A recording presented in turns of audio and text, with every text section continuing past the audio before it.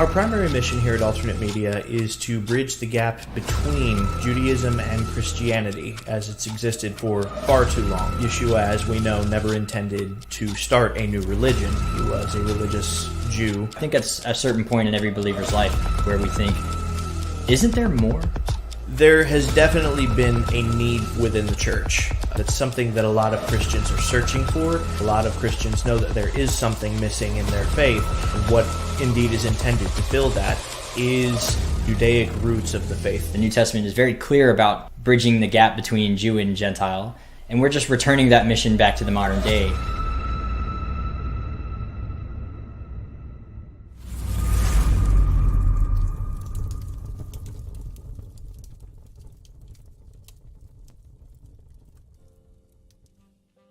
What's up, everybody? How's it going? Welcome to the Preparing the Way podcast. I think that's what we're going to call it now, because that's kind of our thing.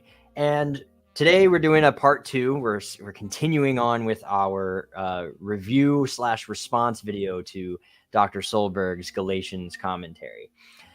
We've got part 1. We covered the first half of the video. We still got a lot of stuff to get through. I still have a ton of notes of things that we have to cover. So without further ado, let's go ahead and bring my co-host up here. Bradley, how are you tonight? I'm doing well. I'm still blind reacting to this. I've not watched the rest of it. I'm glad you didn't go through to do that. Yeah, this is a good, this is a great video. And for us, it's a great video. There's so much to go over. But it's only the beginning. The other, I believe there's 7 parts he does.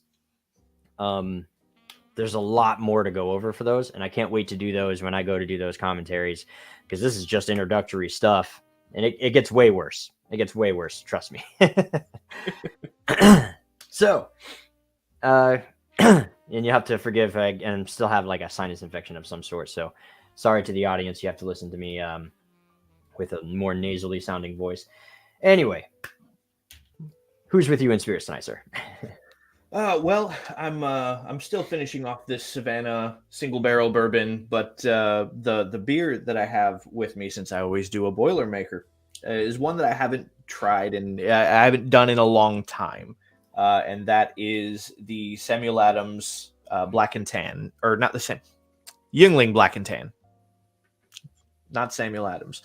Sam Adams.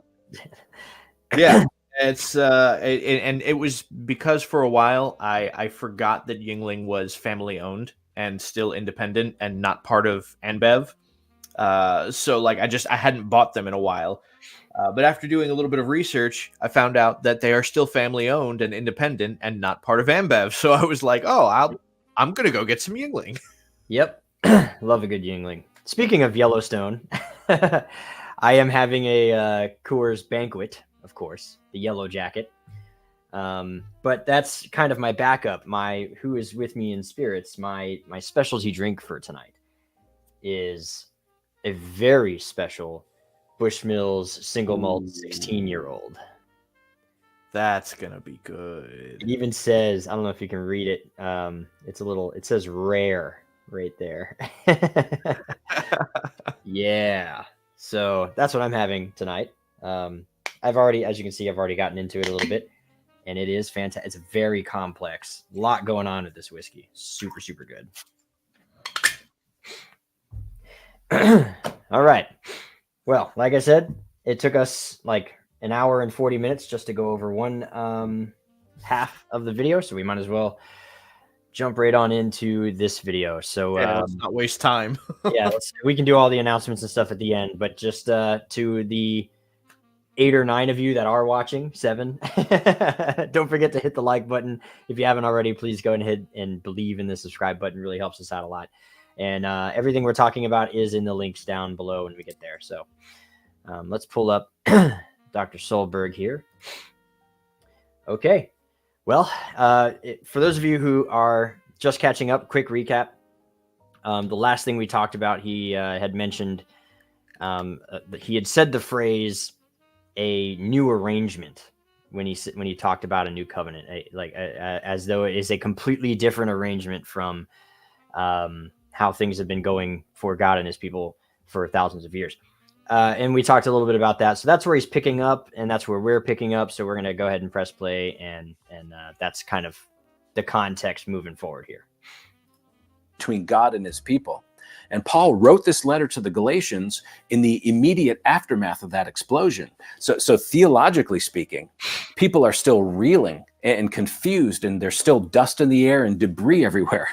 And Paul and the authors of the New Testament were writing under the superintendence of the Holy Spirit to speak order into the chaos of this brand new Church of Jesus Christ. Okay, so in verses 6 through 9. Is there anything you want to say there? Oh, this comment just sent me.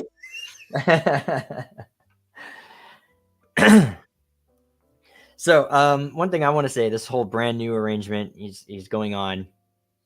And he says like this explosion of new theological ideas, and there's dust and debris everywhere. And, again, I think we've talked about it before, you and I, when this whole event is prophesied about. We know what's coming and we know what to expect. This isn't something that was so brand new that they had to hash out all of the details all at once. There are some things that they had to figure out, because now there are certain situations in which they give rise to, having to create some new case law with the new, influx of Gentile believers kind of coming in. Certain things arise, but beyond that, we're not talking about a complete renewal. It's not like we're, to use America as an example, it's not like we've taken the entire Constitution and crumbled it up and thrown it away in the trash can and we're starting all the way over again. That's not how this is going. If anything, we've just added another amendment to the end of it, like a 26th amendment, so to speak. That's kind of what they're figuring out. But right beyond that, nothing major is being figured out here. And I think that's worth like taking note of, is that he's introduced this idea of this completely new arrangement, and he's going to endeavor to explain this new arrangement from the book of Galatians rather than from Jeremiah, where this new arrangement is first introduced and quite frankly where it's first detailed. What Paul is writing about is not the details of the new covenant, right? And I think that's a mistake that a lot of people make. Is like they treat Jeremiah 31 as though that's just kind of a brief overview of what the new covenant would be like, but it wasn't explained in the nitty-gritty detail until we get into the New Testament period, where the apostles do that explaining, and it's like, well, but they didn't though. Like they were merely reacting to the details that were already given in Jeremiah 31. They're not giving any deeper context to it. And again, just to piggyback off of that, we are 20 years after the death resurrection episode. Right. 20 whole years. That is a pretty significant amount of time. I'm only 32. So 20 years ago, I'm 12. That's actually a lot of time to figure out a lot of things.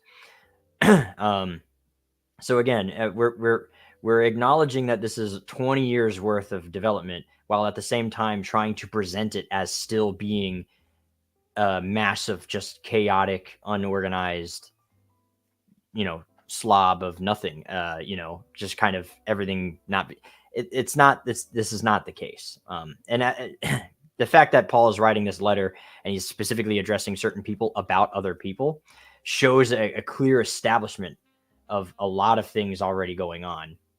Right. You can't have it both ways. You can't have an already well-established and regimented church separate from Judaism and also have it be a hectic, chaotic, what's the word I'm looking for? Anarchical no man's land of faith. Yeah. Like it's either one or the other. It can't be both. Right. So let's keep pushing. 9, Paul reveals his primary reason for writing this letter, which is the false teachings, the false gospel of Christ that's causing trouble in the churches in Galatia. And remember how I talked about hearing just one side of the phone conversation? Well, we can glean from what Paul writes from here to the end of chapter 2, really, that one of those things those false teachers were likely doing was trying to undermine Paul's authority as an apostle. Now, this is actually, that's probably true. That's very likely true that they were trying to undermine Paul's authority. But one quick correction that I want to make is the influencers were not likely trying to completely discredit Paul. A lot of commentators say that the influencers are trying to completely discredit Paul, like to dismiss him entirely. That's probably not what they're doing. Paul is the founder of many of these communities, and he's essentially the go-to like guy that everyone sort of looks up to for a lot of these newer communities and areas for the Gentiles, especially. So instead, and again, Paul is writing in a very ironic style of epistle here, so he's over-exaggerating. Again, he likely doesn't think that the influencers should actually be accursed. He's likely just pushing it over the edge. You know, if your friends jumped off a bridge, would you do too? Kind of thing. Something we didn't talk about in part 1 is that the influencers are likely fellow believers, members of the community. Right. And they're probably really well established and really well looked up to members of the community, in fact. And what we also get from this letter is that we seem to get this idea that they come from like the party of James, right? Because the chapter 2, when we get a little bit into Peter's thing with the party of James sort of showing up, well, the party of James would be fellow believers, right? Right. So what is different about their teaching? Paul is calling it he's actually not even calling it a false teaching. He's calling it an other gospel. He's putting it in antithesis to his, but he's not going so far as to say that it's outright false and that they should actually be apostatized. Or considered an apostate. So the influencers are, instead of trying to discredit Paul entirely, they're probably just going to try and undermine his authority a little bit by saying something like, well, the Jerusalem Council, we're from James. James is a member of the Sanhedrin, maybe. But he's definitely the leader in the church in Jerusalem, Right. in the assembly in Jerusalem. And so he's above Paul, right? And so Paul kind of makes this point of bringing out that he doesn't really fall under somebody else's authority specifically. Like he's not, it's a different rank structure for him. And so the influencers are probably using that rank structure to say, well, James says this. Forget that Paul says this about that thing. And this is another indicator where we get the idea that the party of James and James himself likely disagreed with Paul on the eventual need for conversion later on. James probably thought that you would eventually convert into Judaism over time, but it wasn't necessary for any salvific sense, where Paul would encourage not converting at all. And that's where they seem to disagree. And that disagreement is the disagreement of the letter of Galatians that Paul is addressing, but doing so in an ironic sense. Right. Yeah, they are going to just try and discredit Paul, but not to the same. They're not calling Paul an apostate. They're just probably saying something like, hey, we know Paul told you never, ever, ever need to convert, but James kind of expects you to do so. And James is a little bit more important than Paul. Like that's kind of the attitude that we seem to get. Right. And so that's why Paul eventually also appeals to James' authority in the letter. He actually says, I go to James, I go to Peter, I go to the other apostles, and they told me what I was doing was correct. So actually the influencers are lying to you, that James is not saying these things. And that's the claim that Paul is making by making that appeal to the authority. Right. I would dare say actually that even from what we see in Acts 15, right, which comes after this letter is written, that even Paul himself defers to the authority of James, and even Peter deferred to the authority of James. So it's I don't think there's any question that there was unanimous agreement among the apostles that James was the authoritative figure over this new Pharisaic movement. But there does seem to be a bit of, I don't want to say infighting, but obviously a level of disagreement or maybe even misunderstanding with respect to, again, how to integrate these new believers from outside of the Jewish community. Yeah, and I would say, like, to kind of, you were searching for a word, I would say that this is not even necessarily a new sect, but more like a new school. Right. Yeah. Right, like school Beit Hillel, Beit Shammai, Beit Yeshua kind of thing. And yeah, in this debate, this not infighting, as you say, which you actually say is not really infighting, but it's more, this is just Judaism. This is what they do. They challenge each other to think and to be thorough in their thoughts and their rulings, how they think about things. And ultimately, James still got the final say. Yeah. That's the important part of having a leader. Sometimes you need someone to go ahead and step in. Okay, everyone's got valid points, but we're going this way with it. And that's just the way it's going to be. That you have to do that kind of stuff for the sake of unity. Right. All right, so let's keep pushing. Because he's going to spend some time here defending his authority and the gospel that he preached to the Galatians. Yeah. So let's pick up at verse 10. Paul says, "For am I now seeking the approval of man or God? Or am I trying to please man? If I were still trying to please man, I would not be a servant of Christ. For I would have you know, brothers, that the gospel that was preached by me is not man's gospel. For I did not receive it from any man, nor was I taught it, but I received it through a revelation of Jesus Christ." So the idea that after his dramatic conversion, when Jesus appeared to him, I did want to stop it right there, only because I have a note. He calls it a dramatic conversion. Paul never converted. Right. Paul was not a Christian. In fact, we have a book that we highly recommend that you read by Pamela Eisenbaum called Paul Was Not a Christian. And it's a fantastic book. Yep.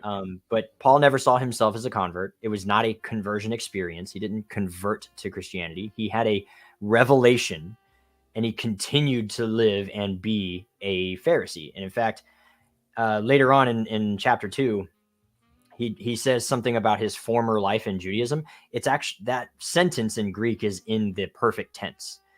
And so he's saying in his former lifestyle as currently a Pharisee, like the word Pharisee is still present and perfect. And so he's just talking about how the way he used to act as a Pharisee, as a Jew. And so the Greek's very clear. He still considers himself to be a Pharisee, a leader. He does this multiple times in many of his letters. He speaks to himself presently as a Pharisee. It's kind of like saying, the man that I used to be. Well, I'm not saying that I'm no longer a man, right? We're just talking about I'm still a man now, but we're talking about in my past, the man that I used to be. Right. It's not to distinguish from my my status as a male and man today. The other thing to bring out about this is there are so many who will harp directly on the fact that Paul says that this is not a gospel that comes from man, right? It comes directly from God. It came through a revelation. I'm like, yep. So be very careful with how you treat his words from this point forward, because you've just framed the entire context of what you're about to present in terms of prophecy, right? This was a revelation he received from God, not from any human authority. This is not something that came down from any human authority. So what that means is this puts Paul directly in the position to be directly judged by Deuteronomy 13. Right? So like that's the litmus test. And if you're going to present Paul's words anywhere that puts him at threat of judgment by Deuteronomy 13, then you are presenting Paul as preaching a false gospel. And that's a great point. And on top of that, what Paul is doing here is he's actually trying to say that his gospel is in fact correct because, one, it was never taught to him by anybody. So he's saying, like, this isn't the gospel of Hillel. So he's trying to say, no one taught me this. It was revealed to me. And then what he does is he continues to go back to the authority, right? So he's not saying he's trying to please man, and he makes that very clear, but then he still goes and says, but how do I know that that revelation is correct? I went to the authorities and they added nothing to me. And so all he does is he goes to the authorities to get confirmation that his revelation is in fact correct. The miracle of that is it was never taught to him, but it was still correct, even though it was taught to the others, right? Like to James and the rest. Yeah. In other words, it wasn't new, and it wasn't in contradiction or in exclusion to, or in place of the gospel that was already understood by the standing human authorities. All he's saying is that what they already knew had been revealed to him by divine will. Right. And he still went to them to have them sign off on what he learned. Yeah, as we will get into here in a little bit. So let's push on. No one sat Paul down and explained the gospel to him. I mean, that's pretty phenomenal. Paul's writings make up almost a third of the New Testament, and they form the theological framework of the Christian faith. And some, not all, but some Hebrew roots teachers try to marginalize or even reject Paul's teachings on the law for the Christians. They suggest Paul can't be trusted, or that his teachings contradict what Jesus taught, or even that the books he wrote don't belong in the Bible. But Paul's telling us here that it was Jesus himself who taught him the gospel. And there's something else that's going on here in Paul's statement as well. In chapter 2, we're going to see that Paul actually invents a Greek word, judaizo, to describe. Okay, that's the next topic. I'm going to back it up 5 seconds here, a couple of seconds. So let me get this last bit. The gospel. And they're for the Christians. They suggest Paul can't be trusted, or that his teachings contradict what Jesus taught, or even that the books he wrote don't belong in the Bible. Okay, so he's talking about other Hebrew roots movements. Well, yeah, we've seen this. Hold on. Let me just correct what he just said, because it's, first of all, it's not true. You might find it again within the fringe. The overwhelming majority of Torah observance do not say that Paul is teaching in contradiction to what Jesus taught. What they point out is that his interpretation of Paul is in contradiction to what Jesus taught, right? Because we don't really have to mince words about what Jesus taught. That is very cut and dry, very plain, very clear. I mean, it's been pretty well accepted for a very long time in scholarship now that the overwhelming message of the Gospels is pronomian. This is actually one of the primary reasons why you had such thoughts in scholarship as the new perspective on Paul, and now the even newer Pauline Judaism, is because it has been recognized since the time of Martin Luther that how the church has understood Paul's letters has stood in direct contradiction to what Jesus teaches in the Gospels and what James taught. Right? Martin Luther himself wished that he could remove James from the rest of the Bible, because it is so blatantly pronomian. So understand, Christianity has actually acknowledged for a very long time that their interpretation of Paul's words has stood in direct contradiction to what they know Jesus taught. So we're not saying that. We're saying that you believe that. And interestingly, but he is talking about, in this particular context, there are certain Hebrew roots movements. He catches himself this time. He says some try to dismiss Paul entirely. We've seen that. We've seen a lot of that go around in the Hebrew roots fringes. And we are obviously very much against that kind of thought process. Paul is legitimate. His writings are, in fact, some of the best writings for pro-Torah observance. And can can I say, and this is one of the most fascinating points about this, is that those who reject Paul on the basis that they can't wrap their heads around how he's not teaching antinomianism, right? He's not teaching against the Torah. But first of all, understand that is those fringe sects that do accept that, they are accepting the Christian interpretation of Paul's letters. Yeah. They also reject the authority of Judaism and Judaic literature, right? They reject such writings as the Talmud, the Midrash, Mishnah, what have you. And the reason that that's important is because if you don't understand those writings, then you're not going to see those writings when you are reading Paul's letters. And Paul's letters are so blatantly full of that kind of language that is, I would say that's one of the primary reasons that it's very simple for you and I to reconcile Paul's letters with what Yeshua says, and they actually fall into perfect concert with one another. Because you have to read Paul as the Pharisaic Jew that he was, not as the radically changed Christian that many have taught that he became. That's exactly. If you leave rabbinic Judaism out of the whole mix, you do come away with a Paul who is the wrong teacher. But keep him in his context, the Pharisaic rabbi that he was, and everything flows just as it should. Which, you know, in all fairness, that's something that Peter warns us about in 2 Peter 3:16, right? He says that the uneducated and unstable twist Paul's words. Well, like the word uneducated, that's actually very pointed, very direct. I mean, we didn't have seminary back then, right? We didn't have divinity school. There was no form of Christian education on the scriptures at that point. The only theological education that you had was that which came through the Pharisees. Mm-hmm. So what's Peter saying? Like Peter's saying the same thing. You have to understand Paul through the Pharisaic lens that he is writing from. Yep. And even Peter even has right to say that, because Peter would spend the rest of his life at the temple. Right. And so Peter may have started out as largely illiterate and not very educated, but by we're 20 years in the future now, right? By the time Galatians gets written, I mean, that's how many doctoral degrees? At least 2. Right. So he's not uneducated anymore. He now speaks, reads, and writes, and can interpret the Hebrew biblically without any help.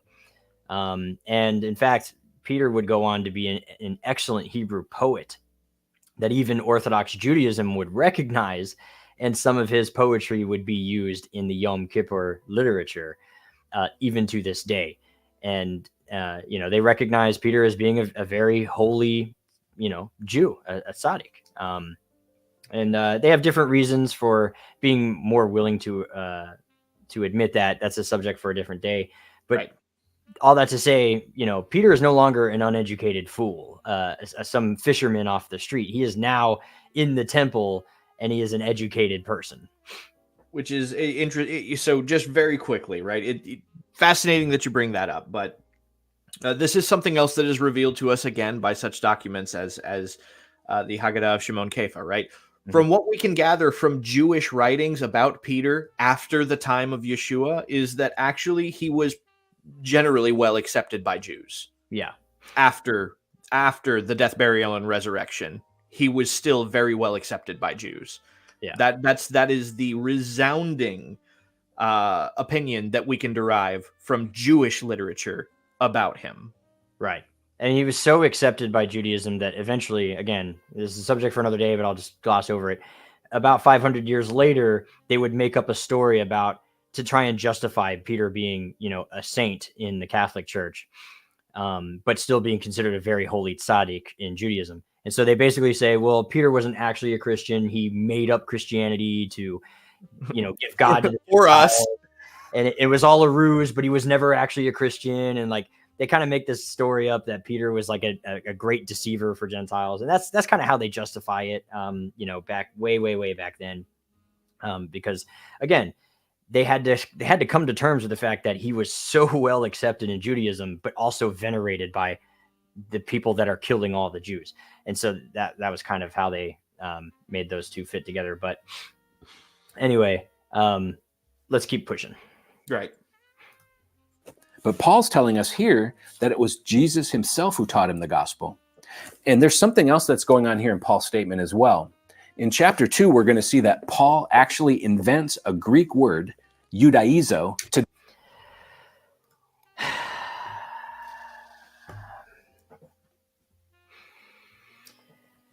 Paul did not invent this word. And we have it available on our website at alternatemedia.com, ALTARNATE media.com. I wrote an article called Are We Judaizers? And in that article, I actually go over the history of the word Judaizer. It's a great read, if I do say so myself. But it's very detailed. And this word exists in the book of Esther. So, Yep. and what it means is it means to become Jewish. It means to convert legally to Judaism. In the context of Esther, basically the way it reads is, after the people all saw these things, they began to Judaize out of fear of the people. And a lot of translation, Judaize, I just left the Greek word in there. The translations will read, and all of the people began to convert to Judaism because of the fear of the Jewish people. So the word Judaize means to convert. That's all it means. It means to become Jewish. And in fact, even the word being used in Galatians, if you were just render it in its literal, the way it's conjugated, the tense that it's in, it literally just means to become Jewish. That's how you would render that word. And so just leave it. If you left it like that and didn't, who made up the word Judaizer? The Christians later on. The church fathers made that word up. Otherwise, it would have just meant to become Jewish. Just translated it. So that bothers me. It is used elsewhere in Scripture. It's obviously used a lot elsewhere beyond Scripture within the church fathers. They would eventually misconstrue that word and turn it into a completely different definition from what it originally meant. I go over that in my article. Solberg is just wrong here. Just that one, I just can't let that one go. Really bold claim to make and be wrong about, man. Yeah, I mean, again, it's literally used in the book of Esther. So, this is not an invented word. But unfortunately, and it's probably not even Dr. Solberg's fault. He was probably taught that. He's probably repeating something that he's learned in seminary for many, many years, because that's what they teach in seminaries. They teach that Paul invented this word, even though in the Septuagint in the book of Esther, it is used. And we know that predates Paul's letters. For sure. Whether or not the Septuagint outside of the Torah is valid or not, it does predate the New Testament. And, there are problems with certain books, the way that they're translated. Either way, the book of Esther uses this word to describe the Hebrew word, which is the description of to become Jewish legally. And that's what Paul is using here. Right. Whether or not it's a good translation of Esther into Greek is not the issue.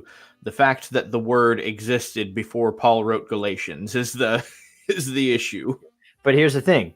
Christians need for Paul to have invented this word. Yes. Because if Paul invented it, then they get to define it. But Paul didn't invent it, so he doesn't get to define it. I have a couple of problems with this thing. If Paul invented this word, well, then he's expecting his audience to know the definition of a word he invented. Seems kind of weird. Or is Paul utilizing a word that his audience would already be familiar with? Right. That's it's interesting. You never really think about that, but yeah, okay. So if we accept the premise that Paul invented the word, so Paul invented a word and wrote this to an audience that he never once explained what the definition of this word meant, but he used it and expected them to know what it meant without having explained to them the definition of this word that he invented. It doesn't make any sense. Yeah. But yeah, like you said, they need for him to have invented the word because that gives the license to interpret the word through the lens of how many of the early fathers, the early church fathers, used the word, or rather misused the word. Yeah, completely misused. And again, the article's on the website. I go into great detail about that. I highly recommend you check that out for more information on the word Judaizer. All right, let's keep pushing. To describe these false teachers, this is where we get the English word judaizers. It's the same group that we read about in Acts 15 who were teaching that in order for a Christian to truly be right with God, they need to conform to the Mosaic law and be circumcised. Judaizers, like those causing trouble in Galatia, believed that Gentiles had to essentially become Jewish proselytes first, and then they could come to Christ. And technically, that part's correct. They need to become Jewish proselytes first. Well, and hang on, because there is part of that I'm almost positive he's actually not presenting correctly. But I want to double check to make absolutely sure before I call him on it. And that is, he framed it in a very specific order. Okay, yeah. Yep. He framed it in a very specific order that is actually the opposite of the order in which Acts 15 frames it. I was going to say, yep. Right. Yep. He said that these Judaizers that Acts 15 is referencing are saying that new Gentile believers need to conform to the law of Moses and become circumcised. Okay, so that sounds like this becoming circumcised is part of the conforming to the law of Moses, right? That's not the order that Acts mentions it in. It's the reverse. What Acts says is that these people were saying that they need to become circumcised and conform to the law of Moses. That's a redundancy. Okay, that means that these two are interpreted as being they're two different things. Okay. Becoming circumcised here is by these Jews something that is distinctly separate from conforming to the law of Moses, and that's the important thing to recognize, because the whole conforming to the law of Moses aspect, that is not the subject of Acts 15. It's the becoming circumcised aspect of it that is the topic of discussion in Acts 15. I was going to say the Acts 15 verse 1. I think it's the first couple of verses we get immediately. What is the topic we're talking about? And it's specifically about circumcision, or converting legally to Judaism, proselytism. It's not till later on in the discussion that other people show up and they repeat it. Well, they say they need to be circumcised and conform to the law of Moses. The conforming to the law of Moses is tacked on later on in the discussion, but that's not the topic of discussion. If anything, that is an additional to. So what does this mean? What could you gather from that? What we could gather is the Gentiles need to conform to the law of Moses. And eventually the people are saying, well, they need to be circumcised and conform to the law of Moses. Like, they need to be circumcised first. And then they can conform to the law of Moses. They're saying it more like that. And we know that because the topic is opened up with, do Gentiles need to be circumcised? And then the discussion happens, and then someone says, well, they do need to be circumcised and conform to the law of Moses. And it's sort of said as a matter of fact, like, oh, and also conform to, like they've been doing, but they need to be converts. And then the whole Acts 15 discussion happens. Again, we go over this a little bit better in the Judaizer article. We've also done an episode on Acts 15 in our history, so you should check that out. Right. But yeah, you're correct. You caught that. I'm glad you did catch that. I did have it in my notes, but I wasn't going to quite go over it because it is reversed. And I think Solberg does that on purpose, because that he's making it like that's the precedence that they're talking about, and then the circumcision is just a sort of after effect that they're talking about. It's other than the other way. It's not just him. This is actually a very common technique to presenting the subject matter of Acts 15. All right. Many from the anti-Torah camp will present Acts 15 in that exact form, right? They frame it that way on purpose because it makes it easier for them to argue the point, right? Whereas if you make the distinction and you read it in the order that it's given in Acts 15, now it opens up, first of all, the discussion of explaining the redundancy. And then also why, okay, so why is this different? Now we have to have a whole discussion about why becoming circumcised is different and mentioned separate from conforming to the law of Moses. And that opens up the discussion about, well, okay, so which one of these two is the primary subject of this meeting in Acts 15? And it's the first one. There's one obvious conclusion to that. There's a question actually here. Isn't Solberg conflating the Jews from Acts with the converts of Galatians?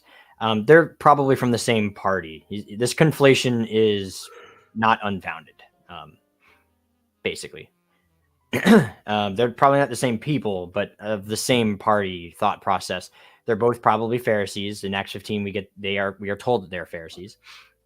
And in Galatians, we assume that they are because they come from James, which is a Pharisee. So, yeah, there's a lot of context clues to give us this. It's not really, and again, the converts of Galatians, some of these who are the influencers are likely themselves converts. That's probably true. They probably went through the proselyte process, which is incredibly difficult, and they feel a little miffed about the whole thing. They had to do this whole thing. Wait a minute. Now you get to just show up and you get to partake in the same way that it took me years to get to this point, to be accepted, and you get to just show up and be accepted. It's the parable of the workers in the vineyard. They show up late, they get the same pay. It's almost like Yeshua called it, right? Like you knew it would happen. Right. This is exactly what is going on, or not exactly. It's probably what's going on. These influencers are likely themselves converts, and so they feel a little miffed about the whole thing. And let's push. At the Jerusalem Council in Acts 15, and Paul was in attendance at that council, they decided, no, Gentiles don't need to be circumcised or keep the law of Moses.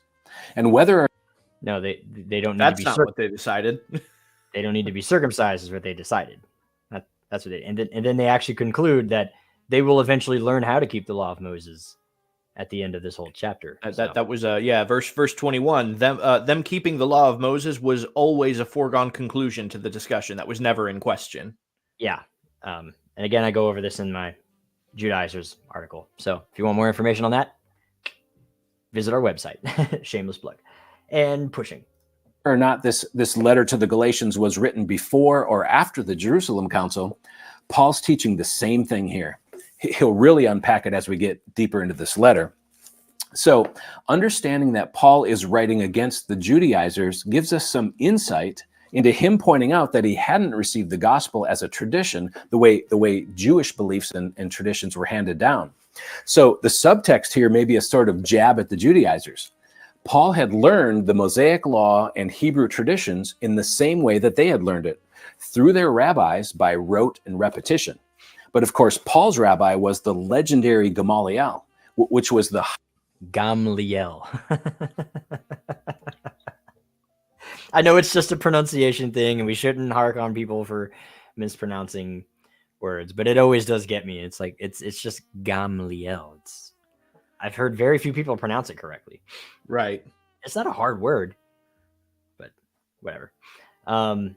He's about to dog on Jewish tradition, about oral tradition, in fact. And now he's going to spend some time basically saying, this is the way Jews used to do things. We're not doing it that way anymore. We're getting rid of oral traditions. He's actually about to make that as basically a point. Irony alert. That he's going to say that Paul is trying to make that point because I didn't get it from man, the phrase. But I think that's a stretch. Height of Hebrew education at the time. And Paul's saying here, hey, the gospel I teach wasn't something I learned from a man, the way that we Jews learn the Mosaic law from a man. No, I was taught directly through a revelation by our Lord Jesus the Messiah. And then he reminds his readers of his personal story. Verse 13, for you have heard of my former life in Judaism, how I persecuted the church of God violently and tried to destroy it. And I was advancing in Judaism beyond many of my own age among my people. So extremely zealous was I for the traditions of my fathers. But when he who had set me apart before I was born and who called me by his grace was pleased to reveal his son to me in order that I might preach him among the Gentiles, I did not immediately consult with anyone, nor did I go up to Jerusalem to those who were apostles before me. I went away into Arabia and returned again to Damascus. So it's likely that the false teachers were accusing Paul of being a sort of rogue teacher because he didn't emerge from and wasn't taught by the formal church leaders in Jerusalem. right? They were probably trying to paint Paul as an itinerant minister with no real credentials. So Paul goes on. Again, probably not as an itinerant minister with no credentials. Paul is clearly a Pharisee. He was likely going to be a seated member of the Sanhedrin at some point in his career, which is why he ends up in Jerusalem, possibly. So they weren't trying to just dismiss him entirely, but they were probably just trying to dismiss the fact that he was not a sent one from the apostles. He's not a shaliach of James or Peter, which is important in Judaism. It is important to be a shaliach of somebody else to establish a sort of sense of credit, but also insurance. As if you are led in the wrong direction, well, that's all you know. I mean, not everyone has a Bible in these days to go back and fact check, especially when it comes to oral tradition. You can't just open up a Talmud and see how wrong that they are. You have to trust somebody at their word. So if that person is wrong, your only means of fact checking is going back to his teacher and verifying that information. So that's what you have. So it's comfortable in Judaism. It's nice to have that sort of, yeah, I'm a shaliach. I've been sent by James, who is the brother of Jesus, and this is my message. And again, Paul eventually does get that shliach. He does get that. He gets the smicha he needs. But his point is he didn't learn it from them initially. So he's got a better understanding of the teaching. He's not just passing down what he heard. It is a direct revelation that was affirmed. And then he eventually becomes a shliach. But they're probably not discrediting him entirely. That would be preposterous, I think. Well, right. And I think it's I think it's a weak formation of an argument to say, hey, this is what they were saying about Paul. And then back that up and reaffirm that by basically teaching that that's exactly what Paul was. I mean, because that really is the frame of what he's teaching is that, well, yeah, he actually was a rogue teacher because he didn't receive this from any man, and yeah, that's what you're presenting. Which means that you're acknowledging that these accusations you think they were levying against Paul are actually true. Yeah, if you take the traditional Christian view of Paul, then you are affirming this stance, essentially. Yeah, that's interesting. I never thought of that. And let's push on to defend his apostleship and how he was not only taught by Jesus, but he was also endorsed as an apostle by the other apostles. Verse 18, then after 3 years, I went up to Jerusalem to visit Cephas, and I remained with him 15 days. And remember, Cephas, Peter, was alive at the time Paul wrote this letter. So he's essentially saying, hey, if you don't believe me, go ask Peter. But I saw none of the other apostles except James, the Lord's brother. And what I am writing to you before God, I do not lie. So Paul hung out with Peter for a bit, and he met James, but he hadn't met any of the other apostles or leaders. So at that point, he wasn't considered a leader in the early Christian church. Then I went into the regions of Syria and Cilicia, and I was still unknown in person to the churches in Judea that are in Christ. They only were hearing it said, he who used to persecute us is now preaching the faith he once tried to destroy, and they glorified God because of me. Then, after 14 years, I went up again to Jerusalem with Barnabas, taking Titus along with me. I went up because of a revelation and set before them, though privately before those who seemed influential, the gospel that I proclaim among the Gentiles, in order to make sure I was not running or had not run in vain. That verse alone defeats the entire argument that he's going to present Paul as, again, dismissing the authorities. But Paul himself here, even though he has a pretty dismissive tone, in verse 2, you see it right there. He seems like he has a dismissive tone, but he's doing it. Why? Well, so again, he's presenting a very specific frame to what's happening here, and honestly, not allowing the internal context of the passage to speak for itself, right? So when he says that he received this revelation, he says, I did not go up to Jerusalem to those who had become apostles before me. Instead, I went to Arabia and came back to Damascus. Okay, So he's presented the idea of going up to Jerusalem as in this frame of like seeking approval or seeking that certification, so to speak. And he's saying, well, Paul didn't do that. And then later, when Paul does go up to Jerusalem, he presents it as like he was just kind of hanging out with them. He was hanging out with Peter and James. It's like, well, no. Read it in order. I notice it's interesting that he actually took a break between 17 and 18 because those really need to be read together. So he says, I did not go up to Jerusalem to those who had become apostles before me. Instead, I went to Arabia and came back to Damascus. Then after 3 years, I did go up to Jerusalem to get to know Cephas and stayed with him 15 days. But I didn't see any of the other apostles except James, the Lord's brother. It's important that he mentions those two, right? Because who were they? Okay. Peter was the authority that Yeshua himself left behind. Mm-hmm. Right. That's the one that Yeshua himself handed over the reins to. So the fact that he first went to go and see Peter is interesting because in the context of verse 17, which we already established was going to seek approval, he went to the leader that Yeshua left behind to seek the approval that only Peter had the authority to give. All right. Then he also met with James, who was the authority that Peter himself submitted himself to. Right. Right. So you can't present this as they were just hanging out. That Paul was clearly seeking the approval that you already acknowledged the journey to Jerusalem would have been about in verse 17. And we've pointed this out before too. It's not inconsequential that he waited 3 years. Not at all. So the apostles spent 3 years with Yeshua, according to the Gospel of John. There's an argument that the synoptics don't actually add up to 3 years. That's a whole other discussion how long Yeshua's ministry was. But from what we can determine, it was a 3-year ministry. Yeah. So the apostles spent 3 years with Yeshua. Paul, what does he do after he has this experience and this revelation on the Damascus road? Well, he goes into Arabia. What's Arabia? This is not an actual kingdom territory that he's talking about. He went into the wilderness, into solitude to study the Torah for 3 years. Right? The same period of time that the apostles got to spend with the living Torah.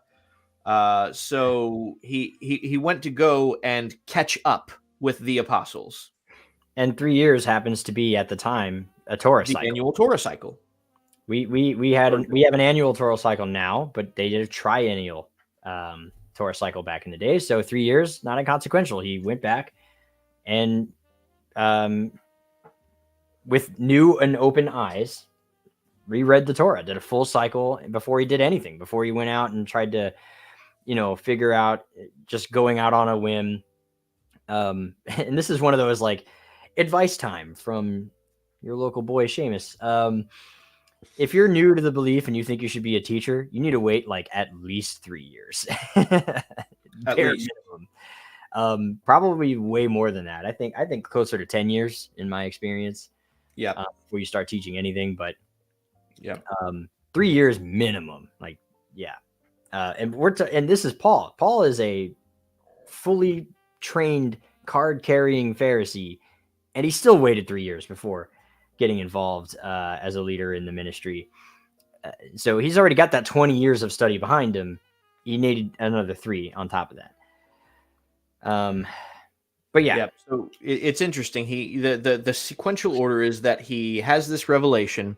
He goes to catch up to the apostles first, and then he goes to visit and get the stamp of approval from the chief apostle, Peter, and the authority that Peter submits himself to, the brother of Yeshua. Yeah.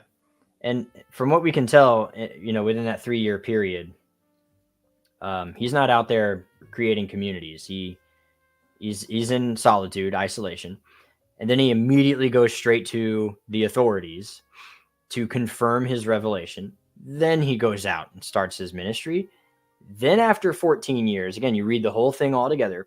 14 years after that, he comes back Now he has a disciple named Titus, who is a Gentile, and he's reconfirming that position 14 years later, just ensuring, hey, last time I talked to you guys, I know it's been a minute, but last time we spoke, we were cool. All right. Are we still cool? Like, is everything still good? You know, because I want to make sure I have not run in vain. And that is the big point I want to push here is Paul, he seems like he's being dismissive, but he's going there to make sure that for the last 14 years, he hasn't been doing it wrong. Right. So he's still appealing to the authorities. Now, this dismissive tone, again, is part of the ironic style of the letter. It's an irony letter. So this is the kind of stuff that we should expect. He's not actually dismissing them. The dismissive tone, if you can call it that, is more for that shock and awe factor. It's very much like, dudes, I know what I'm doing. I'm in charge here. And I don't care what they say. I make the final rules. Now, if I'm a sergeant and I say that about a captain, it's very clear that I do care what the captain says. Okay. But there's a point at which I still have some small unit leadership guidance wiggle room, and I'm going to take advantage of that. And so that I don't care what the captain says is a figure of speech. There's no way that that's real. If the captain says, take that hill, you know, I can go, look, I don't care what the captain says. We're not taking that hill first thing in the morning. That's stupid. We're going to take the hill, but we need to go a roundabout way, L-shaped ambush, something else, right? There's a little bit of wiggle room that I get to have. I'm not literally saying I don't care what the captain says. That would be preposterous. Paul's doing that. He's doing exactly this. And you know why he can do that? He's a Pharisee.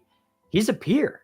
He's educated. If anything, he outranks Peter because he's got a little bit more of that education than Peter does. Right. Gamaliel Paul can name drop Gamaliel to Peter. Peter can't do that probably. So yeah, that's a big thing.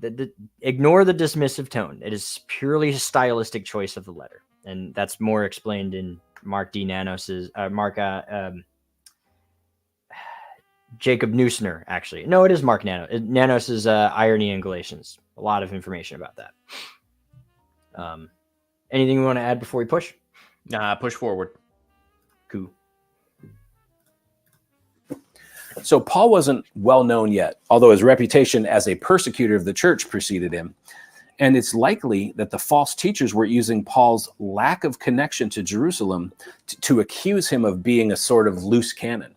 So when Paul shares here about going up to Jerusalem to meet with those leaders, he points out that he wasn't summoned there to explain his suspicious teachings on the Mosaic law. No, he went there because God directed him to.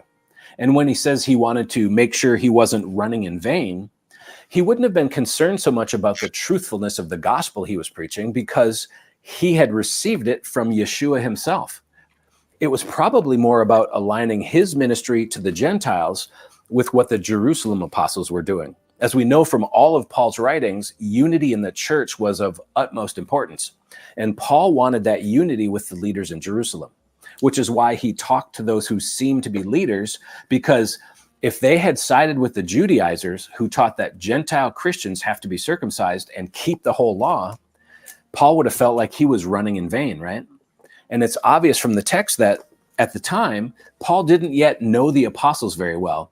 He didn't seem to know who was really in charge, so he talked to people who seemed influential to him. That's actually a decent point. He's not wrong there. The dismissive tone, I forgot to mention, might also partly be because he doesn't know them super well.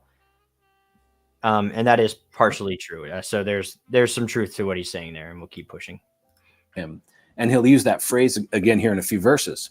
So Paul headed up to Jerusalem, confident in the revelation that he'd received from Jesus, and hoping to find that the church leaders there were in alignment with the gospel that Christ had given him.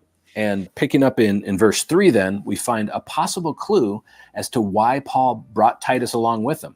Now, Titus was a Greek man and therefore uncircumcised. And Paul may have been sort of testing the leaders in Jerusalem to see how they would respond, to see if they would allow Titus into the Christian fold without requiring him to be circumcised. Verse 3, but even Titus, who was with me, was not forced to be circumcised, though he was a Greek. Yet because of false brothers secretly brought in, who slipped in to spy on our freedom that we have in Christ Jesus, so that they might bring us into slavery, to them we did not yield in submission even for a moment, so that the truth of the gospel might be preserved for you. So the Jewish leaders of the early church didn't require Titus to be circumcised. And in this passage, Paul mentions false brothers, which is another clue that helps us understand Judaizers. They're people who appear to be brothers in Christ, but are teaching false things. He's again removing the irony aspect of the letter. He's probably calling them false brothers because they are, in fact, brothers, but they have a problematic teaching.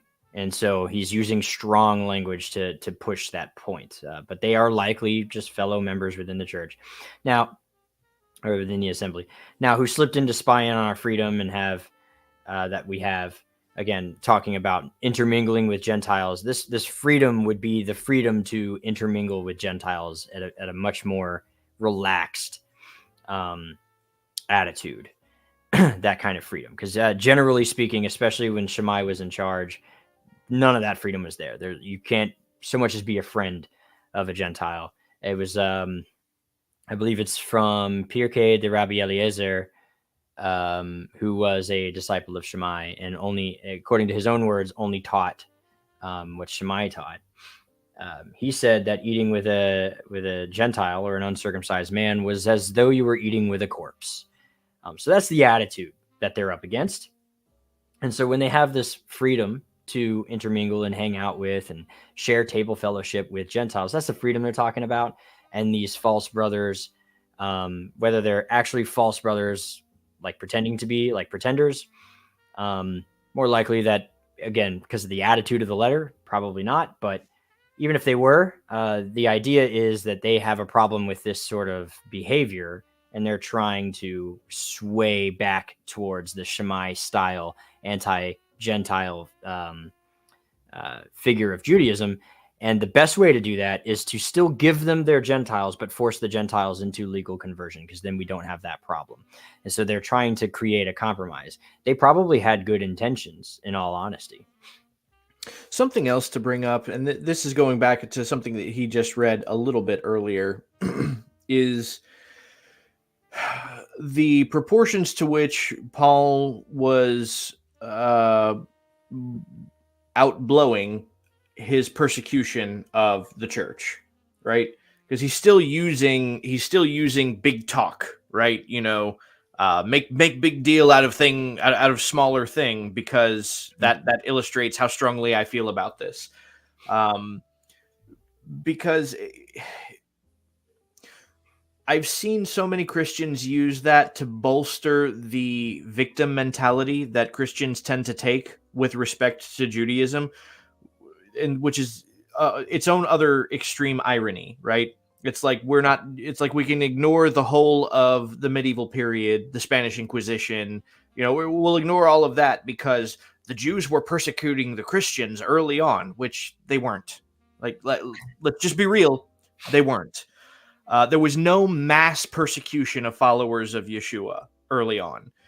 Paul is again blowing out of proportion what he did. Now, that's not to say that he didn't put some to death, but it was not this wide-scale problem run amok. How do we know that? Well, Acts chapter 10.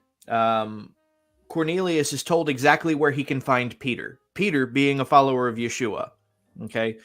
He's not told the precise location. He's not told the address to go to. He's told the town to send his men to, and to tell his men, ask for Peter, which means that enough people in this town would have known Peter to know where they could find him, right? So Peter wasn't under any threat of persecution from Judaism at this time, so far as we can tell, as a follower of Yeshua. So this idea that there was this mass persecution of followers of Jesus from Orthodox Judaism in the days following the death, burial, and resurrection, like between that and the late antiquity period of the patristic fathers, is absolutely ridiculous.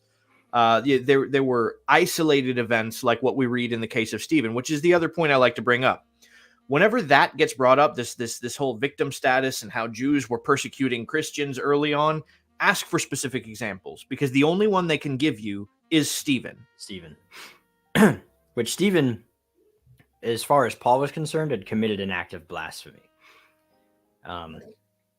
When with the way he had phrased some of the things that he had said, and consider that Paul's persecution of the church, as he says, was in direct opposition to the instruction of his own rabbi Gamliel. Yeah, right. Paul was in favor of the Sadducees, right, the high priest, but not the Pharisees. Paul was, in fact, going outside of the norm for his sect of Judaism. He was the outlier, which makes his story even more incredible. Again, people would have heard about him being a persecutor of some of the early movement because it was like, well, that doesn't make sense. He's a student of Gamliel. Gamliel's one of us now, probably. Gamliel at least is very friendly to the movement. We don't know whether or not he became a believer. Actually, that would have made Paul famous all on its own, right? What would have been known about Paul is, hey, did you hear about that student of Gamliel who like isn't doing what Gamliel said to do, and he's out there like persecuting these people? Yeah. So that's where people heard about his former behavior in Judaism, and then, to use that phrase, and then he reverses course and goes back to the way that it should have been. And in fact, taking it a step further, Gamliel seems to be very passive. He seems to accept the movement, but he's not like for the movement. He's not a soldier moving forward in the movement. He's just not. He's very passive. And Paul swings in the complete opposite direction. He goes from against his teacher to now he's part of the movement and he's pushing forward with it. So it's the other way. That's what makes Paul an interesting case too. It definitely would have made him famous, and everyone. Paul's using that as an example. People have heard of me. They know what I used to do. They know that I'm actually preaching for that stuff now. And because of that, people are turning to belief in Yeshua as the Messiah. He's using that as a piece of testimony for his story. But yeah. So I guess keep pushing. False brothers, submission for a moment. Yeah, let's keep going.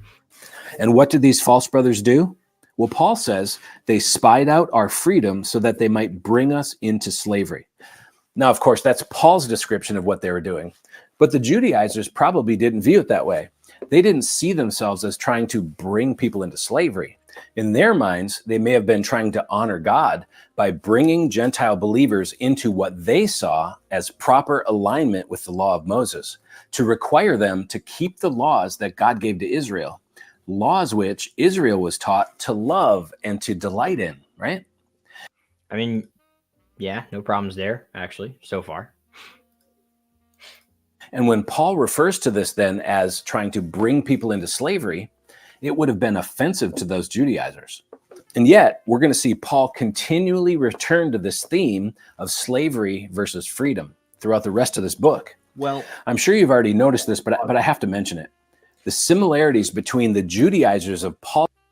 What I'm going to disagree with there is that he presented the teaching of obedience to Torah law as slavery. Yeah, that is not. First of all, again, that's not what these Judaizers were teaching. Nor was that what Paul was contrasting by calling it slavery. He was specifically, again, referring to what it means to Judaize or to convert to Judaism, right? And again, he's using strong language to refer to this too by referring to it as slavery in this aspect. So I'm just to very quickly point that, because that is problematic the way that he framed that. Yeah. And he's actually here in a second, in about 50 seconds, he's going to conflate two things that and you'll see. Let's push. Paul's day and Torahism are glaring. The Judaizers really return to this theme of slavery versus freedom throughout the rest of this book. I'm sure you've already noticed this, but I have to mention it. The similarities between the Judaizers of Paul's day and Torahism are glaring.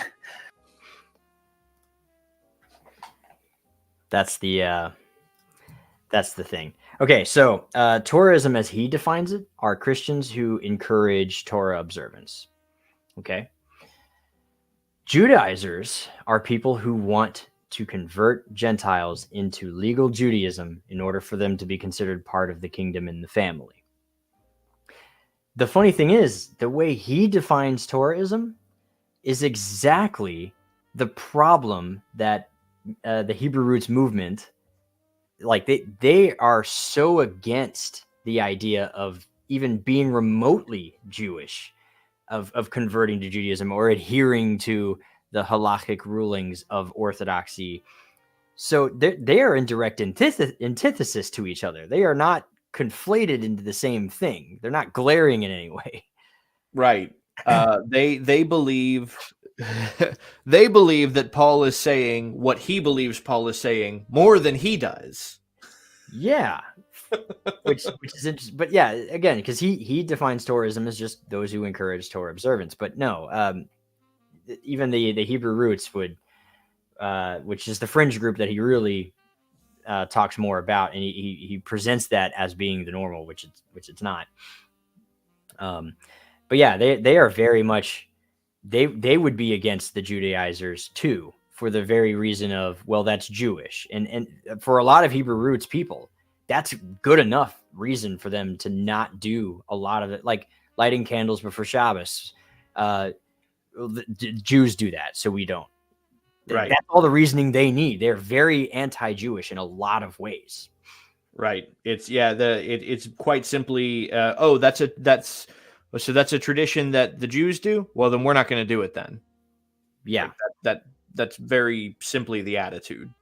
So it's funny how he's saying the similarities between the Torahisms, the Torahists or whatever, and the Judaizers are glaring. They're not at all. They're not even anywhere near the same. They would hate each other to this day. They would, no, absolutely not. So right, he's wrong there, and I can't let that go. That's just not even, it's not even close. Pushing. The Judaizers of the first century taught the same things under the same motivations that Torahism teaches today. No. But there's one critical difference. Judaizers were Jews raised in the Hebrew faith. No, Judaizers were probably proselytes who converted. Yeah. How could you be so wrong in so little of a time? That's got to be a new record. Oh my goodness. Yeah. No, for sure not. Because in Judaism at this time, it was an active debate going on as to how conversion is even accomplished. Yeah. You talked about is it Tractate Gittin, the two different thoughts? Man, I go over it in my article on Synagogue of Satan, right? The particular section of the Talmud where but a particular section of the Talmud where it mentions the four Tanaim who were part of this dispute on what was necessary for conversion. Like they understood that there was a ritual that was involved, but like if we had to reduce it down to the bare minimum, what is like the one thing that has to be done for it to receive the stamp of approval? Like worst case scenario, you can't do any of the other parts of the ritual, right? What's the one thing that it takes to certify it?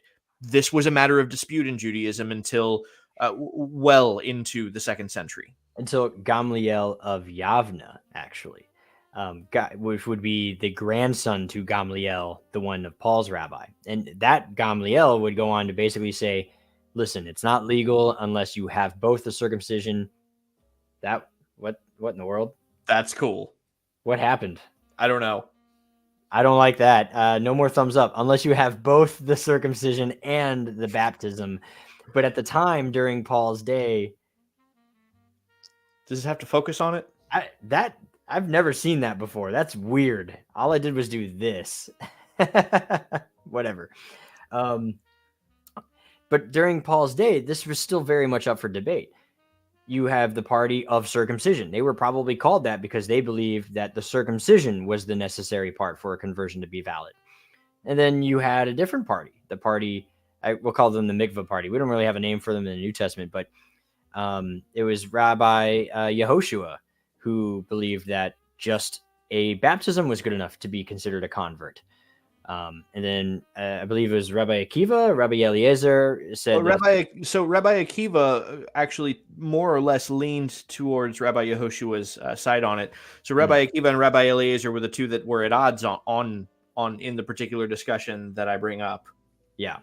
So again, this is up for debate, which is why in Paul's day he can have this discussion against the Judaizers, because they're very much still within the debate, and that's fair. And then in Acts 15, the debate continues, and then eventually Gamliel of Yavna, after the Sanhedrin has to move to Yavna because of the failed Jewish revolt, they finalize it. You have to got both. No more debate. You have to have both. But that's so much later. That's so much after Paul. That's after all the disciples are all dead. All the apostles are all dead. So that's a later thing that comes that they would not have been aware of. So the New Testament is written before that ruling is created. So you have to keep that in mind. Let's see how much more wrong he can be in the last 5 minutes of this video here. While Torahists are Gentiles from the Christian faith. So the confused beliefs of the Judaizers are entirely understandable, right? They were operating in the immediate historical aftermath of the resurrection of Christ and the first days of the promised new covenant. And at that time, the world was grappling with this brand new way of relating to God. But by contrast, the reason for the confused teachings of modern day Torahism is, honestly, it's baffling to me. So in Paul's mind, it was slavery for the Judaizers to require Gentile believers to keep the Mosaic rules and ceremonies, especially circumcision. No, it's slavery to force them to circumcise and then also continue to keep the Mosaic law. He reverses, like you've pointed out before, he reverses the orders of that.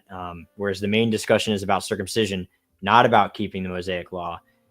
And then it's because he was inverted. And by bringing Titus to Jerusalem with him, Paul confirmed that the apostles agreed with him. But even Titus, who was with me, was not forced to be circumcised, though he was a Greek. And for Paul, this was no small matter. I mean, when it came to the requirement for Gentile believers to be circumcised, he wrote in verse 5, "We did not yield in submission, even for a moment." This is the language of battle and conflict, right? And Paul says, we did not yield, meaning both he and the apostles. And why did they refuse to submit to the Judaizers' requirement of circumcision? So that the truth of the gospel might be preserved for you. So the truth of the gospel was at stake on this issue. If they had required Titus to be circumcised, they would have been affirming that the law, rather than faith in Christ, was how we're accepted into God's family. Well, so, no, again, he's making the wrong argument here. Cart before the horse here.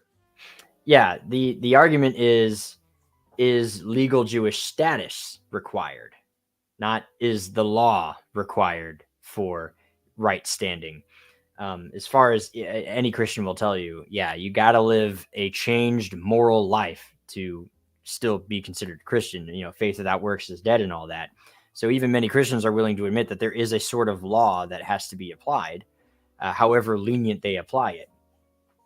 So yeah, cart before the horse, tail wagging the dog in this case, for sure. Yeah.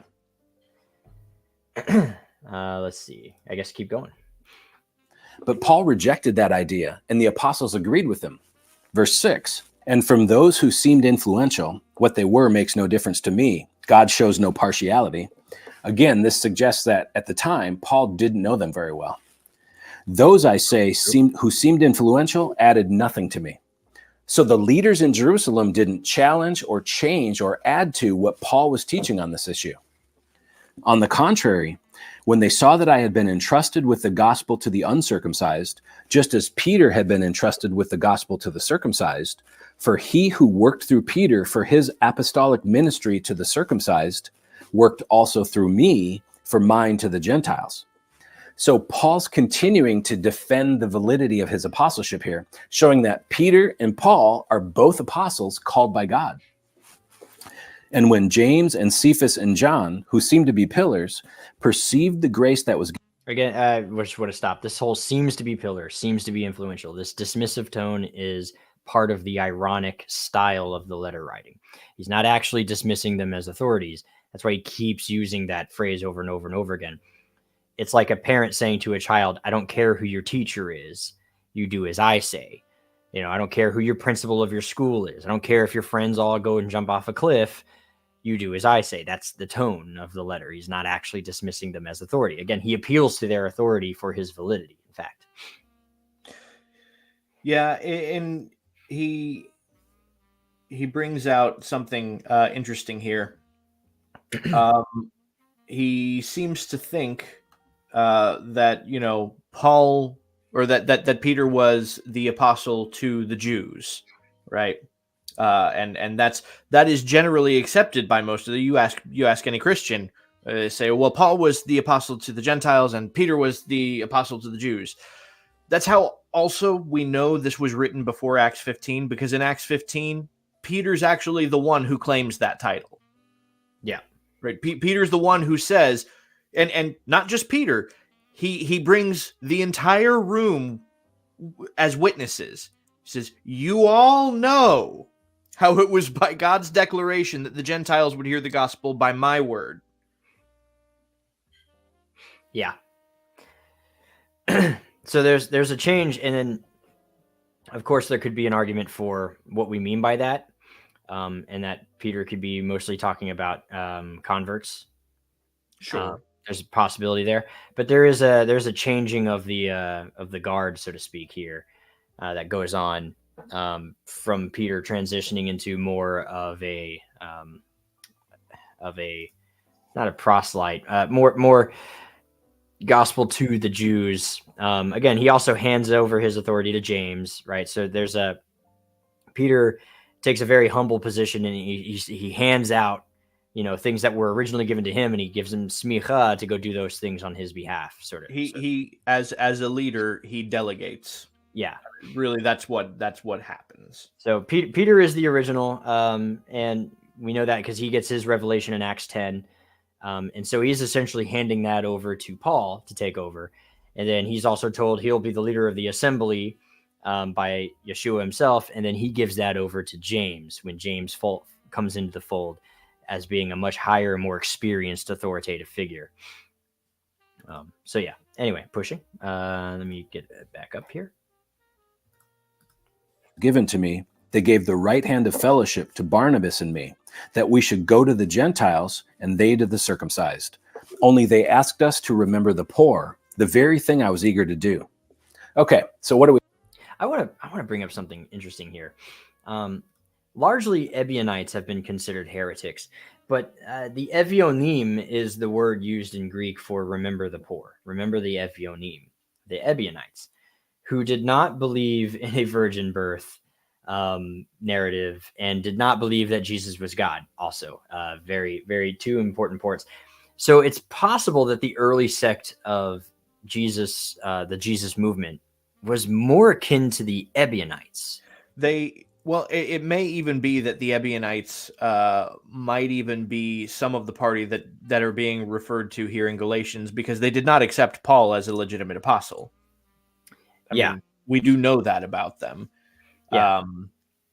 But nonetheless, like you said, we're told to remember them. Yeah. Now the Ebionites are so called because they are the poor ones. Evionim coming from poor ones. And the church fathers would eventually make fun of the Ebionites, calling them poor in knowledge rather than poor in monetary value. They were actually more like living in poverty, but the church fathers would be like, well, they don't believe Jesus is God, so they're poor in brain cells. And that's the way that they spoke about him, which is, Paul never spoke that way about the Ebionites. So who do the church fathers think that they are? Yeah. We have here. Paul went up to Jerusalem to meet with the leaders of the growing Christian church, and he brought Titus, a Greek believer, and everyone there was in agreement that Gentiles don't need to be circumcised in order to join God's family. And that's a big deal because... And that's the point. They don't need to be circumcised to join the family. That's the point he keeps saying, but he's missing. What he means by that phrase is, well, they don't have to keep the law of Moses. But that's not what that phrase means. It's a completely different meaning altogether. Right. It's like a really bad comparison, you know, but if we think in the familial sense and in terms of how adoption works, right? The paperwork for the adoption is signed by the parents and whatever the legal authority and body of guardians over the child who is not born from the family. That's the child themselves really has nothing to do with that. That's not something for them to go through, right? That the legal paperwork is actually handled by two other authoritative figures that the child who's being adopted has nothing to do with. Yeah. So the conversion process that's being referenced here more so equates to a much more fraternity style initiation right. So in other words, what Paul is saying is like, look, if the father accepts you as a part of the family, that's one thing. If the children of the father are trying to make you do something by their own standards before they will accept you as a brother, that's something else entirely. Mm-hmm. That's actually a pretty good analogy. I like that. I'm going to use that. And then, of course, I think he says it towards the end here. I'm going to let it play. We're basically at the tail end, and I got my last final thoughts and notes. So let me go ahead and bring it back up. Because circumcision was a requirement under the law of Moses. Okay. So that's my last note there. No, it's not. No, it's not. Not in the context that Paul is using it. No, not in the context that Mr. Solberg is using it. Dr. Solberg, excuse me, is using it. I may disagree with him, but he still earned his doctorate. So, no, the law of Moses does not require a Gentile to become circumcised. At no point does it do so. There are situations in which, if you wish to participate, you do have to be circumcised. But the law of Moses in no way, shape, or form requires that if you want to be considered part of God's family, you got to be Jewish. It doesn't make that. And Judaism today recognizes that. At the time, in Paul's day, Judaism did not recognize that. But today's Judaism is not the same as the Judaism that Paul was wrestling with. It was a very Shammai Judaism, which today's Judaism is very Hillel. So that this issue doesn't exist. If you go and ask any rabbi now, they will tell you. If you go now and ask, hey, I want to convert to Judaism, what do I got to do? First thing he's going to say to you is, well, why would you do that? You don't need to. Right. He's going to tell you, you can have a relationship with Hashem all on your own. You don't have to do this. Yeah. He's going to ask you a few questions. You're like, well, why would you want to? You know, you don't have to. You could just be a Noahide. He's going to try and talk you out of trying to convert.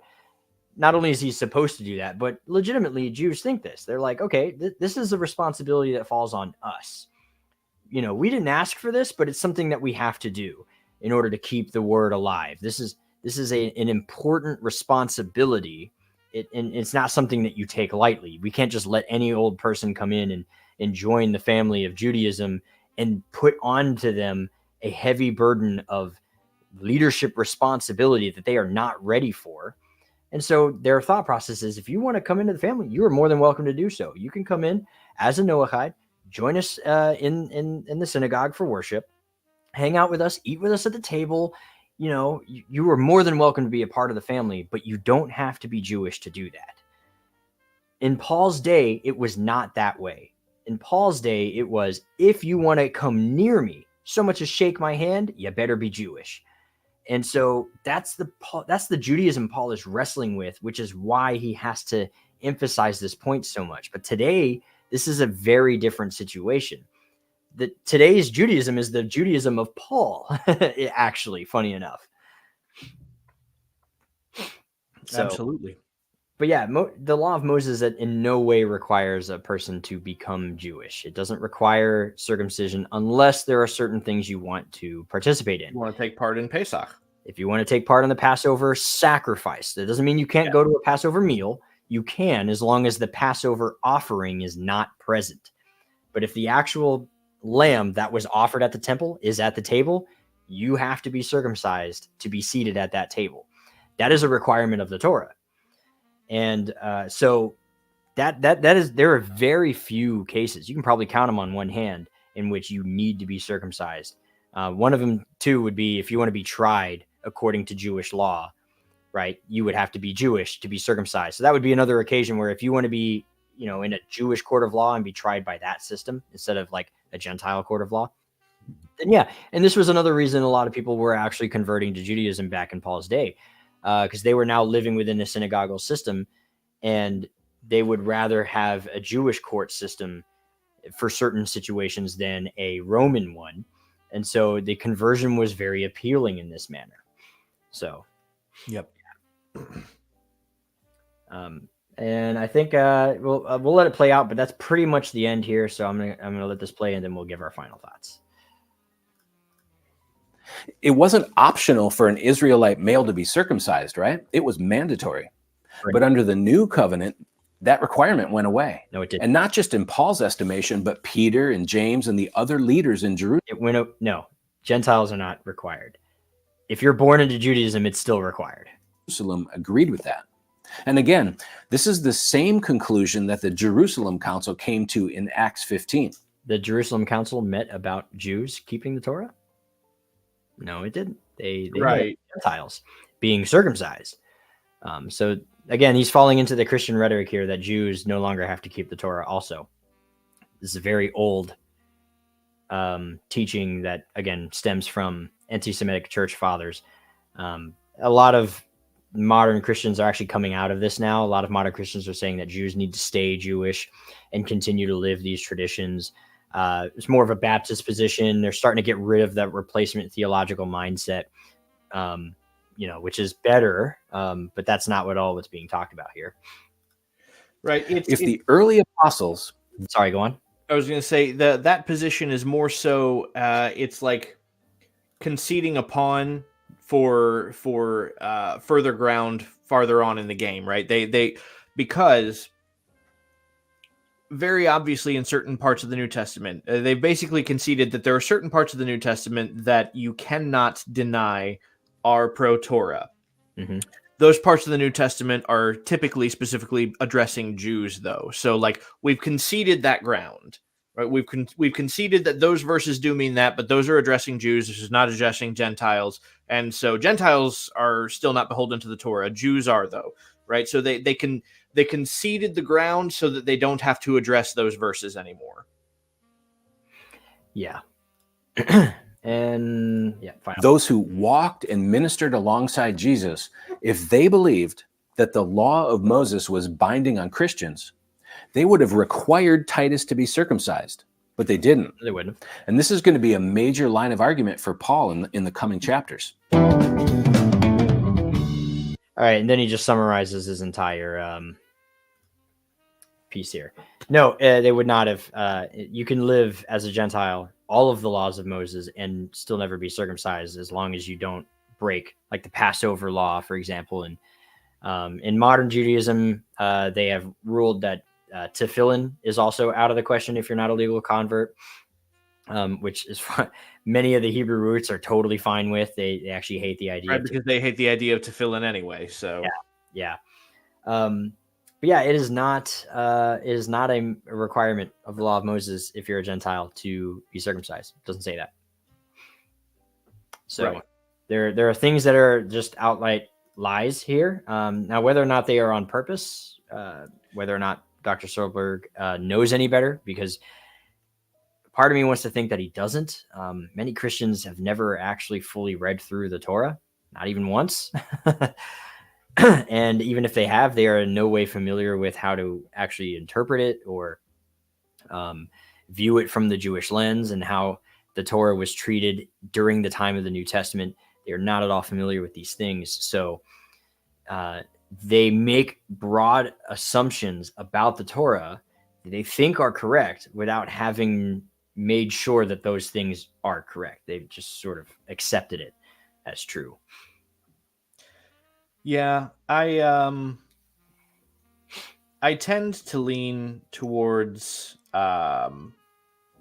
ignorance rather than malice or malintent. I don't think that anybody who is a follower of Yeshua would intentionally teach you information that they know for a fact is wrong. I do think though that in many cases they don't know for a fact that it's correct, and that and they hope, right? They hope that the opposite information is wrong, right? In other words, they are very not confidently in their own position, submitting their own position, hoping that it's the correct one, right? There's very few people and very few examples of people that I would say, yeah, in that spot, I'm pretty sure that they knew the information they were sharing was wrong, and they're sharing it anyway. That's a short list of people. It is. Now, unfortunately, I want to apply or I want to say that it's ignorance. But he's a doctor. He's a PhD in this area. He's also been to Hebrew University. He studied at Hebrew University for some archaeology. So a part of me wants to say, you should know better. And if you don't, that's kind of sad for everyone with a PhD in theology. And if you do know better, then you are a liar. So I'm really hoping that it's ignorant, but that also demeans the piece of paper you spent so much money on to gather. Right. And I unfortunately, I think that is just very revealing. Yeah. It may seem, uncouth of me or, just unkind, but like, that's generally the idea I get. Look, I would rather think that you are maybe innocently presenting information that is incorrect because the credentials that you hold maybe aren't worth as much as you think they are, than actually presume that the credentials that you hold are actually, quite magnitudous, and you are actually just presenting wrong information on purpose. I'd rather kind of demean your ego by saying maybe that degree that you have just isn't really worth that much because, Google exists and there isn't this secret vault of information that's kept hidden from the rest of the world that you can only learn inside a university, right? I mean, a library card and the internet, and you can learn literally everything that there is to learn that any university is teaching you. So I would rather be maybe humble your ego so that I can presume that you're actually a better person. Yeah, it is, but it is a little sad to say that there are plenty of people out there with PhDs or MDivs, Masters of Divinity, who are still sitting at a very baseline level of knowledge, that they're just repeating the stuff that they learn that anyone at any church basically teaches. And it's kind of sad. So it shows the state of our current educational system, if anything, Right. Which is unfortunate. Because he's not saying anything that's really different. Because I go over a video that Mike Winger made, regarding Torah observance. Right, this is another well-educated, well-credentialed scholar, and it's a lot of the same information. And again, I think Mike Winger is probably really actually a good guy, and he wants to be teaching the right thing. I think probably he just doesn't know better. Yeah, and what was it? The debate with Milwaukee and MJ? I think the guy had an MDiv or something. And I, you know, it was rough. It was like, oh my gosh, man, you know, you might want to go get your money back for that one. That's very unfortunate, but you know, it is what it is. So for those of you out there that there is a fallacy called a faulty appeal to authority, and it's essentially just saying, well, this guy has a credential, so he's correct. And there's a reason that that is a fallacy. It is especially in a field like theology. Theology is almost entirely subjective. There are people with PhDs in Baptist theology, PhDs in Presbyterianism, Eastern Orthodox, Catholicism. They can't all be correct. And they all have their own PhD theological seminary programs. So you have to be careful. And that does mean that there are people with PhDs that can be entirely wrong. Dr. Solberg is one who happens to be one that we are reviewing currently. But there are many others out there. Right. So yeah, primary research is the best research. Yes. Yeah. Again, it's such a, I think I can only think of two names of people that I would say have intentionally presented knowingly false information. Yeah. That there's only two people out there that I can think of that do that, and they don't do it all the time. There's very specific topics that they do it with. Yeah, and I think we've called those people out. Yeah. Yeah, we have. You know what time it is? Time for meme of the week.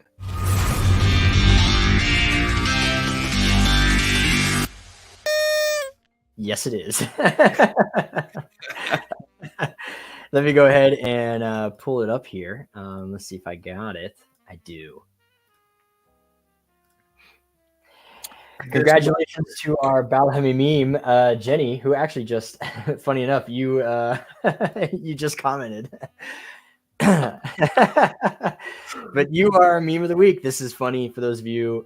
Sarah, hey, sleep with Hagar to have a baby. Abraham does that. Sarah was not happy that she got her way. That is a good one. This is top tier. So congratulations for being our Balhami meme. So you will keep your little tipped hat as you see it up here. Absolutely. Okay, so now we'll shift gears back to the regular overlay. I was gonna say, yeah, we have another announcement. We've made this announcement a couple of times, but I think you have a little bit of show and tell to present here to us. I do. So everybody, I'm gonna actually bring it up on screen right here. Oh, it's a background. I have to remove us. Do it. That's fine. Oh, overlay. Never mind. I thought it was an overlay. It is an overlay right up here. Preparing the Way. Our book is officially out and you can get it on Amazon. I believe I've left the link down in the video description below. So you can click that Amazon link and go get yourself your own hard copy of Preparing the Way. I have here the soft cover. The hard covers take forever to get here. I guess they only had so many and they had to keep printing them. But the soft covers, you can get them in a few days. I got this one in like 2 days after I ordered it. So this is what it looks like in person. It's a nice matte finish. It's gorgeous, just beautiful. And the print quality, I mean, look at this. It's just beautiful. Oh, man. There's an article you wrote there, Brad. Hey. It is absolutely beautiful. And for those of you who are top tier supporters, who were top tier supporters with us last year, we actually have a special thanks section in the back here, and all of your names are listed up here. So, and we will be sending you, if your name is in the back of this book, we will be sending you a free copy of this book as a thank you for making this happen. And this now is a good time to plug this in. If you become a top tier supporter, we will send you a book. And if you continue being a top tier supporter next year, when we release volume 2, you will get a free copy of volume 2 for being a top tier supporter. So one of the perks of being a top tier at the highest tier of support is you will get a book every year with your membership. Yep. And we have coming up, because next month is, or well, no, it's this month because we're in March now. Good grief, time is flying. But Yeah. Purim is coming up. Purim is right around the corner. Got the book giveaway, the bookshelf giveaway coming up, bookshelf starter kit. I love the event. This book obviously will be part of the bookshelf starter kit.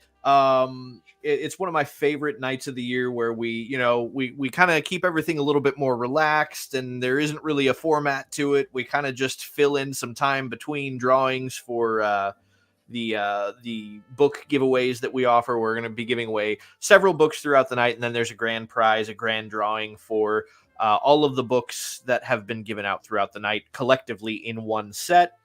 We are putting together that set because we try and change it up every year, and there's some core material that will always be in every bookshelf starter kit, but we kind of try and change it up a little bit year out. Right. So, as we read more books throughout the year, there's a couple of things on there that I definitely want to include moving forward now that I've read them this year. So keep an eye out. We will advertise when the bookshelf giveaway grand prize is announced. Usually I think we do basically 10 books or 10 books, including book sets. Like some of them include sets. Some of them are sets. And then the grand prize gets all 10 of those, whatever they are. One of them's like a set of the Tanya, as an example. That's 5 books alone. Yeah. So we give away one of each, and then we give away all of them all in once. So we actually have 2 full book sets, and we give one away in pieces to 10 different people, and then we give one big giveaway for the 11th person, whoever wins. So to throw your name in the hat, quite literally, because the first year that's how we drew names, was out of a hat. Out of a hat.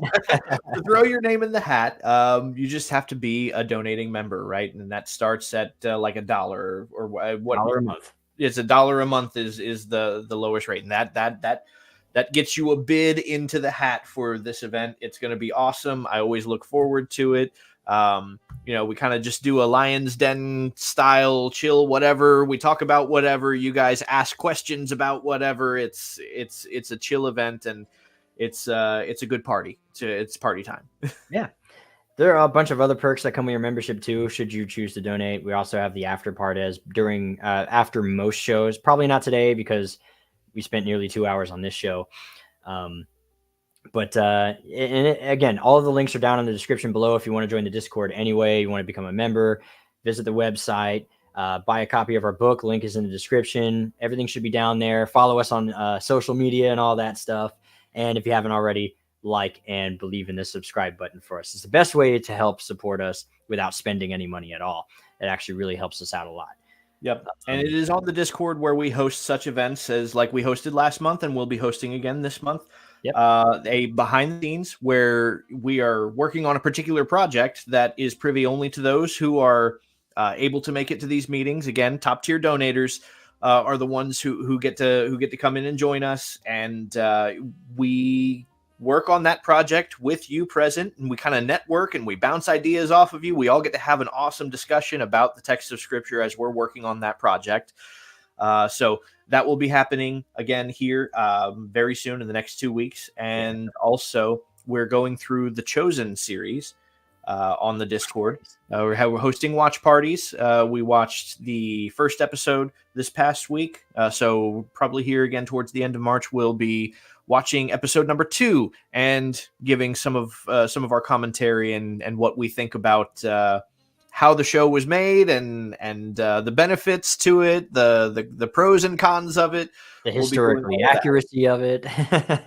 Right. Mostly for me. And by the way, I have actually not seen The Chosen except for one episode.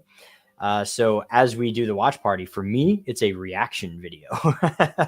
Right. So if you want to see me react to some Chosen, I've seen all of the first season and like 2 episodes of the second season. So yeah, as we get going into it, it'll all be new information for me too. Yeah, it'll be. That being said, that's all stuff that members get to take part in. It all happens on the Discord, which again, most nights we would be doing an after parties. We've definitely gone over length for tonight, so probably not tonight, but we may actually we'll I tend to try and jump on nights where we don't do an after party, as I try to jump on the Discord for a little while at some point during the week. So I will be doing that this week, everyone. And some, you can catch me then. I'll let everybody know. We can all have a good discussion. But all of these good reasons to become donating members and become part of our community. We have such an awesome community, such a supportive community, not just supportive of us, but supportive of each other. Like to watch the way that you guys care for and love one another is a beautiful thing. It's incredible to see God's work being done within a community, on a Discord server of all places. Right. Right. Hey, anything is possible through Jesus Christ. Write that down. Amen. Well, I think that wraps up for announcements. That wraps up our video. If you want to see more of, particularly myself, going over Dr. Solberg's Galatians video, you got to be a member, because I will continue this series, but it will be done on a private setting. Yep. And then we'll. This was your teaser. It'll probably eventually be free. Let's be honest. Most of our stuff eventually becomes free because it should be out there. But we give our supporters basically first dibs to see some of that stuff. And so I'm going to be working on a Galatians commentary from a historian's perspective in response to Dr. Solberg's Galatians commentary. What you just saw today and last week is basically a introductory to this series, and we will continue. We will cover all of his Galatians videos. And if you want to see that, hey, membership's only $1 a month anyway. You got nothing to lose, but a whole lot to gain. So Absolutely. That being said, we hope that this has at least enlightened you, given you some elucidation on the book of Galatians, maybe some ways of defending your position when the book of Galatians gets brought up, as it always does. Go ahead, Seamus.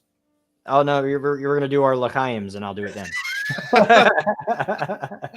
So don't forget to hit the like and subscribe button. Believe in that bell if you want to be updated when we have new stuff coming out. All that being said, it's been wonderful being with you all tonight. L'chaim. Yeehaw.